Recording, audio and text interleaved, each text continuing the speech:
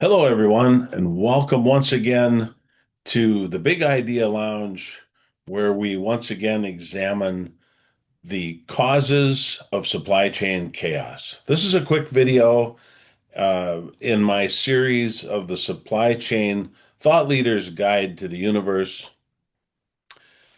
And today we're going to just dig into some basics. This is a really quick video. We just want to look at the basics and understand that no matter how much we try to use AI to fix things and our complexity to fix things, there is something very simple that is troubling me and should be in your minds as well. Now, this is a very simple diagram. Again, trying to not let the graphics be distractive. But this beginning line here, the line in the middle, is our planned production start date. If we're in manufacturing, we know we need to start our production on a certain date based on what the customer order shows. And then on the left-hand side, we have this range of lead times or the time it takes for us to get and acquire the raw materials to be able to start that production. And all of those raw materials have to come in time to start production. Now, the traditional planning tool we use for this is called Material Requirements Planning, or MRP. And it only even has a chance at working well if your awareness of the customer order is at least the cumulative lead time, which is the longest lead time for your raw material, plus the lead time needed to produce once you start your production. It only has a chance of working well if you have that scenario. And whether you're using the actual customer order or an exact prediction of what that customer order will be. Notice how I kind of said that a little bit comically because we cannot make an exact prediction, but we call it a forecast and we try and predict exactly what the customer is going to want.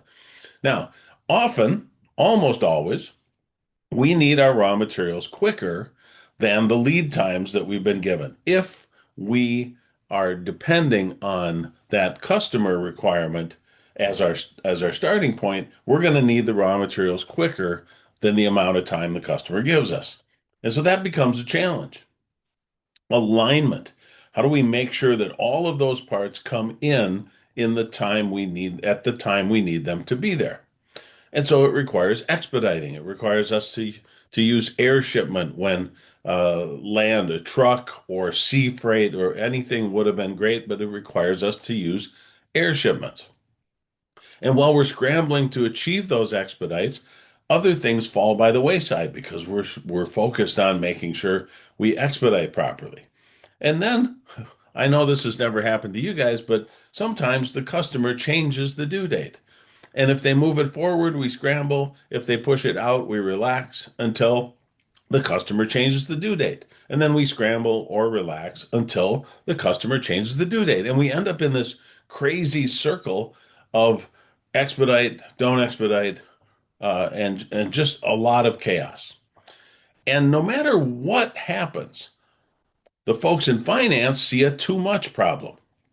We've got too much dollars tied up in inventory. We've got too much money spent on faster shipping and expedited shipping methods. We've got too much money spent by running overtime in our operations. And we haven't even began discussing supply variability, operational variability, and management variability. And this is where this becomes interesting. Almost no one has the situation anymore where we know what the customer is going to want with enough time to perform all of these tasks. Almost no one has that. And yet, almost everyone is still trying to use a tool that depends on us having that. That should make you stop and think. If you like this video, please subscribe and like officially. And this has been the Thought Leader's Guide to the Supply Chain Universe. The solution exists. Check out my other videos to see how we can manage our world differently. But if we don't agree there's a problem, we're not going to go look for that solution. Hope you have a great day, everyone.